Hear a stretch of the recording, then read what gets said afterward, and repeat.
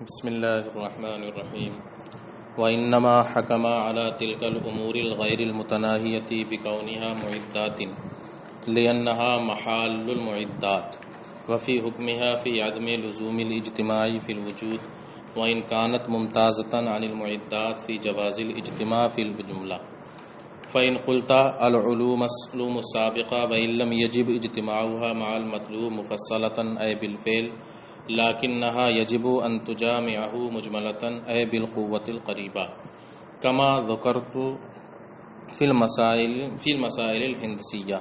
قلت إدراك النفس دفعة واحدة لأمور غير متناهية مجملة غير محال وإنما المحال إدراكها إياها دفعة مفصلة فيجوز أن يحصل للنفس أمور غير متناهية مفصلة في أزمنة غير متناهية ويكون تلك الأمور حاصلة لها الآن أي عند حصول المطلوب المتوقف عليها مجملة على أن نقول كما جاز أن لا تكون تلك الأمور حاصلة بالفعل عند حصول المطلوب جاز أيضا أن لا تكون حاصلة بالقوة القريبة فلا بد لنفي هذا الجواز بالدلیل.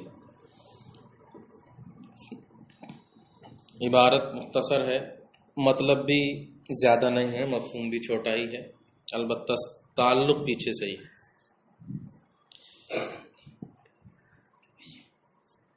قطبی کے اندر جب یہ پڑھایا کہ اگر تمام تصورات اور تصدیقات نظری ہو جائیں گے تو دور یا تسلسل لازم آئے گا ان کو حاصل کرنے میں. پھر وجہ بتائی تھی کہ تسلسل کے طریقے پر اگر حاصل کریں گے تو امور غیر متناہیہ کا استحضار لازم آئے گا، یعنی علم مطلوب کا حاصل ہونا موقوف ہوگا امور غیر متناہیہ پر. اس پر ایک اعتراض ہوا تھا. اس پر کیا ہوا تھا؟ ایک اعتراض. اس اعتراض میں یہ کہا گیا تھا کہ امور غیر متناہیہ علم مطلوب کے لیے معدات ہیں. یہ کہا تھا نا انہوں نے جب دلیل دی تھی. کل کے سبق میں بھی دیکھو اتنا جملہ لکھا ہوا ہے، قولہ فإن الامور الغیر المتناہیہ معدات لحصول المطلوب، یہ ہے نا. تو امور غیر متناہیہ کو کیا کہا گیا؟ علم مطلوب کے لیے معدات.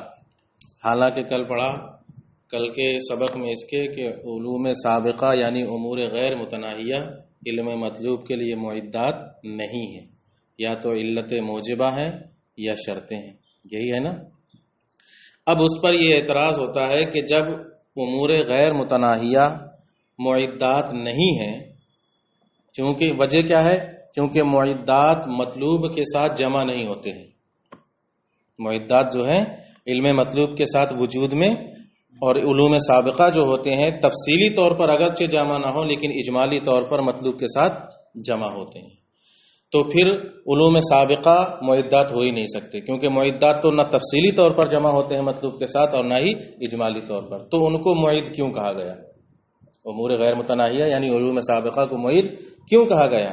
اس کا یہاں سے جواب دے رہے ہیں کہ ان کو جو معد کہا گیا ہے یہ حقیقت کے اعتبار سے نہیں بلکہ مجازن. اصل میں معد وہ انتقالات اور قوت فکریہ ہیں جو ان امور غیر متناہیہ میں جاری ہوتے ہیں. آپ علم مطلوب کو حاصل کرنے کے لیے ترتیب دیں گے نا مقدمات کو، تو انہی علوم سابقہ ہی میں تو ذہن دوڑائیں گے، ان کو مرتب کریں گے، ذہن ادھر سے ادھر جائے گا. یہ معدات تھے. کل بتایا تھا انتقالات ذہنیہ یہ معد ہیں. علوم سابقہ ہی میں تو انتقالات ذہنیہ ہوں گے. تو اصل معد ہے انتقالات ذہنیہ یعنی حال. اصل معد کون ہے؟ حال. اور یہ علوم سابقہ ہیں محل. علوم سابقہ ہیں کیا؟ کیونکہ انتقالات ذہنیہ کس میں ہوں گے؟ انہی علوم سابقہ میں. بھائی کسی تیسری چیز کو آپ حاصل کریں گے تو اس سے پہلے آپ کے پاس کچھ علم ہونا چاہیے نا. جیسے العالم حادث کل میں نے مثال دی تھی. آپ یہ حاصل کرنا چاہ رہے ہیں تو اس سے پہلے آپ کے پاس ہونا چاہیے العالم متغیر وکل متغیر حادث. اسی میں اپنی فکر دوڑائیں گے نا آپ، العالم متغیر وکل متغیر حادث. اسی میں فکر غور و فکر کریں گے، انہی کو ملائیں گے، ادھر ادھر ترتیب دیں گے. تو یہ علوم سابقہ ہوئے کہ نہیں ہوئے؟ تو اب علوم سابقہ اصل کیا ہے؟ یہ محل ہیں. اور قوت فکریہ جو غور و فکر اس میں کرتے ہیں یہ کیا ہے؟ اس میں حال ہے. تو اصل معد کیا ہے؟ حال ہے. محل نہیں، لیکن معید یہ علوم سابقہ چونکہ محل ہیں، محل ہونے کے اعتبار سے ان کو بھی معید بول دیا گیا ہے، ورنہ حقیقت میں معید کیا ہے؟ حال، انتقالات ذہنیہ، غور و فکر جو کر رہے ہیں وہ معید ہوتا ہے، کیونکہ وہ مطلوب کے ساتھ جمع نہیں ہوتا ہے، یہ کل ہی بتا دیا تھا۔ انتقالات ذہنیہ یہ معید کے ساتھ جمع نہیں ہوتے، بلکہ جب انتقالات ختم ہو جاتے ہیں، غور و فکر ختم ہو جاتی ہے، تب مطلوب حاصل ہوتا ہے، تو وہ مطلوب کے ساتھ جمع نہیں ہوتے۔ تو اسی طرح یہاں بھی انتقالات ذہنیہ جو ہیں یہ محل ہیں، معید کے کیا ہے؟ محل ہیں، تو گویا کہ حال کا نام بول دیا ہے محل پر، حال کا نام بول دیا ہے کس پر؟ محل پر۔ یہ محال نہیں ہے، محال لفظ ہے، ٹھیک ہے، لأنہا محال المعدات، یہ معدات کے محل ہے علوم سابقہ، تو محل پر حال کا نام بول دیا گیا ہے، ٹھیک ہے۔ وَإِنَّمَا حَكَمَ عَلَى تِلْكَ الْأُمُورِ الْغَيْرِ الْمُتَنَاهِيَةِ بِكَوْنِهَا معدات، اور کہتے ہیں امور غیر متناہیہ پر معدات ہونے کا جو حکم لگایا، لأنها محال المعدات، وہ اس لیے کہ یہ معدات کے لیے کیا ہے؟ محل ہے۔ وفی حکمها فی عدم لزوم الاجتماع فی الوجود، اور وجود میں مطلوب کے ساتھ جمع نہ ہونے میں معید کے حکم میں ہے۔ کس کے حکم میں ہے؟ معید کے حکم میں ہے۔ اچھا، کہتے ہیں تو پھر امتیاز کیا رہا؟ اب یہ اعتراض ہوگا کہ جس طرح معید مطلوب کے ساتھ آپ کہہ رہے ہیں جمع نہیں ہو رہا ہے، اسی طرح اس کا محل یعنی علوم سابقہ بھی دونوں جمع نہ ہونے میں برابر ہو گئے، تو پھر فرق کیا رہا علوم سابقہ اور معید میں؟ تو کہتے ہیں کہ معید جو ہے وہ نہ تو اجمالی طور پر مطلوب کے ساتھ جمع ہوتا ہے، نہ تفصیلی طور پر، لیکن علوم سابقہ جو ہیں وہ تفصیلی طور پر اگرچہ جمع نہ ہو لیکن اجمالی طور پر مطلوب کے ساتھ جمع ہو جاتے ہیں، بس یہی فرق رہے گا دونوں۔ بھائی یہ کیا رہے گا؟ فرق رہے گا۔ وَإِنْ كَانَتْ مُمْتَازَةً عَنِ الْمُعِدَّاتِ فِي جَوَازِ الْاجْتِمَاعِ فِي الْجُمْلَةِ، اگرچہ علوم سابقہ فی الجملہ مطلوب کے ساتھ اجتماع کے جواز میں معدات سے ممتاز ہیں، یعنی مطلوب کے ساتھ فی الجملہ جمع ہونے میں معدات سے کیا ہو جائیں گے؟ ممتاز ہو جائیں گے۔ دیکھو، فی الجملہ اور تفصیل کا مطلب یہ ہے کسی چیز کو اس طرح جان لینا کہ اس کی شکل و صورت ذہن میں اس طرح بس جائے کہ وہ دوسرے سے بالکل ممتاز ہو جائے، اس کو کہتے ہیں علم تفصیلی۔ اور بس اتنا علم حاصل ہونا کہ وہ دوسرے سے ممتاز نہ ہو، اسے کہتے ہیں علم اجمالی۔ ایک میں مثال دے رہا ہوں، ہم نے کہا 50 لوگوں کی جماعت آ گئی، 50 لوگوں کی، تو اب یہ تو معلوم ہو گیا کہ 50 لوگ آئے، 50 لوگوں کا علم ہو گیا، یہ علم ابھی اجمالی ہے۔ لیکن اگر ان 50 لوگوں میں سے ہر ایک کا نام بھی معلوم ہو جائے کہ یہ تفصیل سے بتاتے جا رہے ہیں، یہ بھی آ گیا، یہ بھی آ گیا، یہ بھی آ گیا، اب یہ کون سا علم ہو رہا ہے؟ یہ علم تفصیلی ہوا، یہ علم کیا ہوا؟ تفصیلی ہوا، ٹھیک ہے۔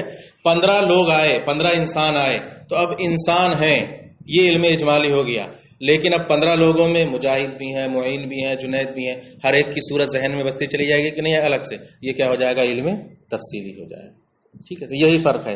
تو معدات جو ہیں نہ تو تفصیلی طور پر مطلوب کے ساتھ جمع ہوتے ہیں اور نہ ہی اجمالی طور پر، لیکن علوم سابقہ اگرچہ تفصیلی طور پر جمع نہ ہو مطلوب کے ساتھ لیکن اجمالی طور پر جمع ہو جائیں گے۔ جیسے کل مثال پڑھی تھی حساب والی، کیا مثال پڑھی تھی؟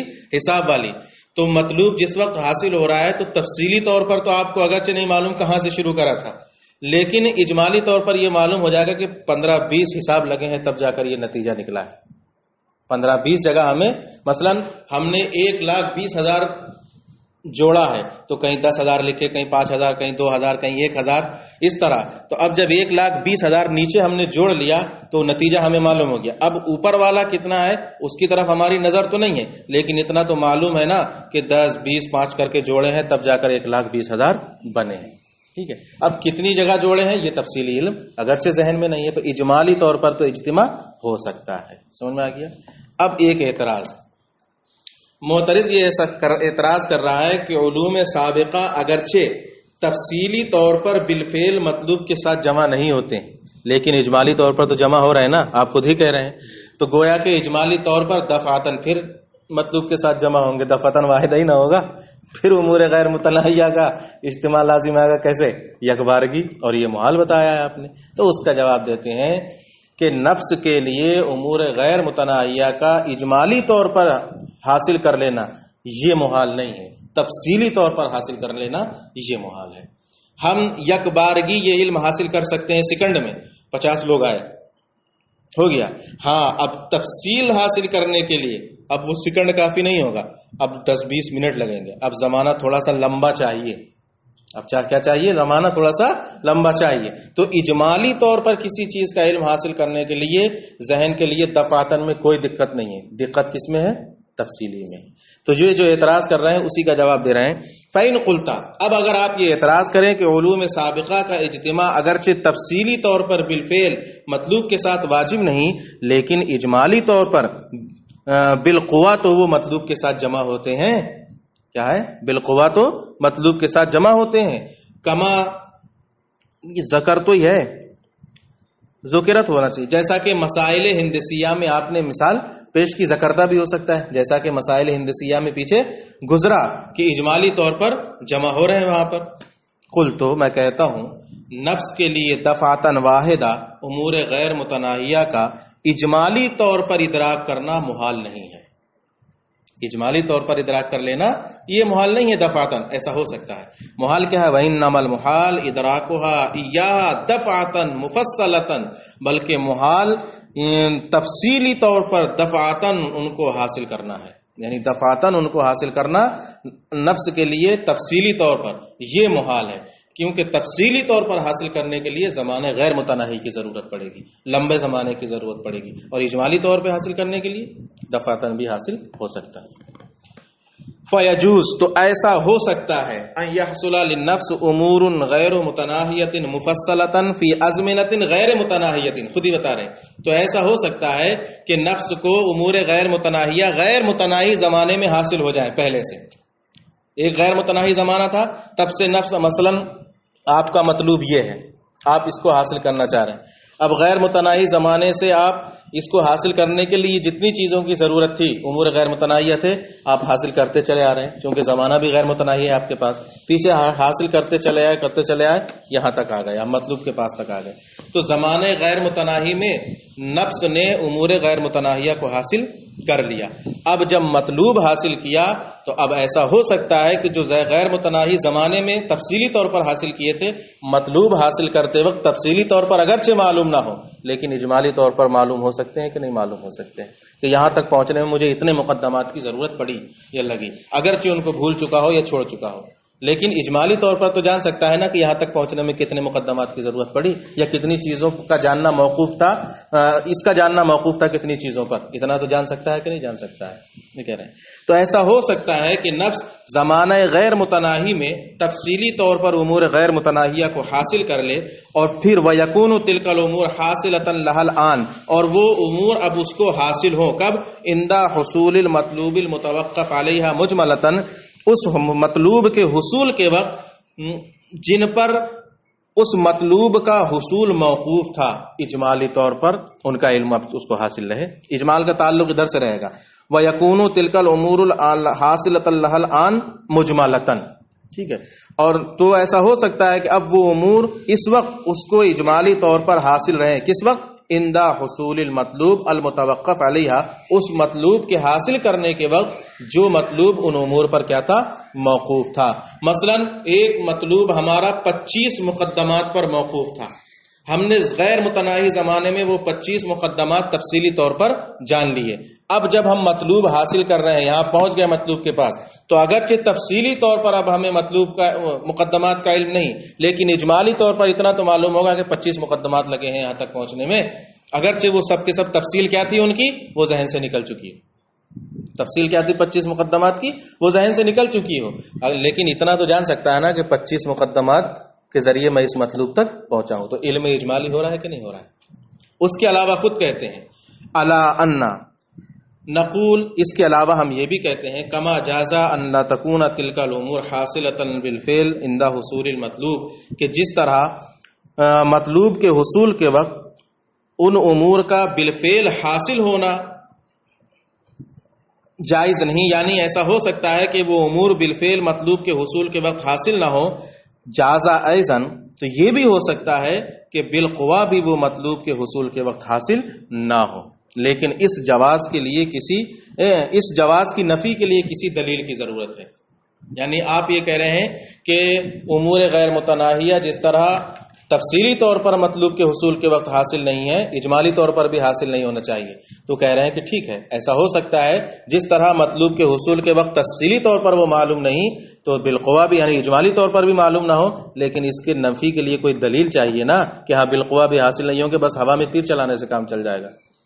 تو ایسا ہو سکتا ہے، لیکن اس کے لیے کوئی دلیل تو لائیے کہ اجمالی طور پر بھی حاصل نہیں ہوں گے. وہ ہم مان رہے ہیں تفصیلی طور پر حاصل نہیں ہوں گے، لیکن یہ جو آپ کہنا چاہ رہے ہیں کہ اجمالی طور پر بھی حاصل نہیں ہونا چاہیے، تو اس جواز کی نفی کے لیے کوئی دلیل تو ہونا چاہیے.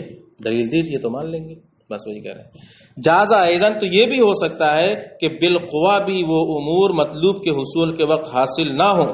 فلا بد لنفی حاصل جواب من دلیل، لیکن اس جواز کی نفی کے لیے کسی دلیل کا ہونا ضروری ہے، اور آپ کوئی دلیل نہیں دے رہے ہیں تو ہم مانیں گے بھی نہیں. ہم یہی کہیں گے کہ مطلوب کے حصول کے وقت اجمالی طور پر ان کا علم حاصل رہے گا. بس اتنا ہی رہے گا.